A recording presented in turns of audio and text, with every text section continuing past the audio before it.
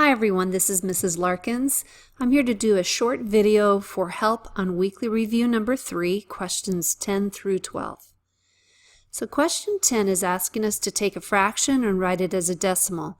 What you need to remember that this fraction bar right here is actually a division problem. 5 is being divided by 8. 5 is being divided by 8. Now the mistake kids make is they think that 5 goes on the outside of the fraction bar here, and it doesn't. It's actually the opposite. The 8 is called your divisor and your 5 is the dividend. So our 8 is our divisor. Divisor's on the outside, the dividend is on the inside of the bar. So when we set this up, the divisor is 8. 5 is being divided by 8. And then the answer on the top here, that's going to be called your quotient. All right. So our problem is 5 divided by 8. We need to realize that 5 is too small. So we have to do something. You have to add your decimal and a 0. And you need to put a decimal right above that where your answer is, because 8 goes into 5 0 times. It doesn't work. But when we put that decimal in here, it makes that possible. So 8 goes into 50. 6 times 8 is 48. 50 minus 48 is a 2. We have a remainder, so let's add another 0 and drop that down. 8 goes into 20 twice. 2 times 8 is 16. We'll subtract. That's a 4. Let's add another 0. Drop that down. 8 goes into 40 exactly 5 times with no remainder. So know that now there's no remainder. There's no repeating decimal. So our answer is 5/8 is equivalent to the decimal 0.625 or 625 thousandths. All right, let's move on to question 11. Again, we have to write this fraction as a decimal. It's a mixed fraction.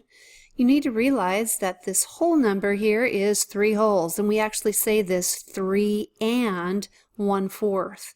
The word 3 and, that means there's a decimal here. So there's 2 ways that we can do this question. I like to just look at this fraction separately and then put the answer to that right next to my 3 and. So again, it is 1 is being divided by 4, and that is not possible, so we need to put a 0 at the end, put a decimal. So 4 goes into 1 0 times, but 4 can go into 10 twice. That's 8. When we subtract, we have a 2. Let's keep going until we either stop or we have a repeating. So 4 goes into 20. We could put that answer right above that second 0 exactly 5 times. 5 times 4 is 20, and there's nothing left. So the answer for 1/4 is 0.25. So I like to just take that 0.25 and put it right here, and that ends up being your answer. Now there are some teachers that will say we should start by doing a improper fraction. So let me show you how that is. To turn this into an improper fraction, I call it times plus. You multiply around and add the numerator. So 4 times 3 is 12. Plus 1 is 13. So 3 and 1/4 is equivalent or equal to 13/4. Now this is your division problem. 13 is being divided by 4, so 13 is being divided by 4. It's not going to go in exactly, so I'm going to add 0.0. 14 goes into 4 goes into 13 exactly, not exactly, it goes in 3 times 12. 3 times 4 is 12.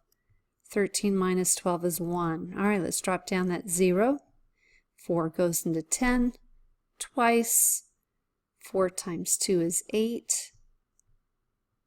All right, let's add another 0, drop it down. 4 goes into 20 exactly 5 times with nothing left over. So you can either realize that this is a whole number and then figure out what 1/4 is, or you can turn it into an improper fraction and use long division. They're both about the same amount of work. All right, we're going to write the fraction as a decimal. This is division. 2 is being divided by 5. That's not going to work, so we have to put a decimal and a 0. Can't go into 2, but 5 goes into 20 exactly 4 times, and there's nothing left. So 2/5 is equal to 0.4.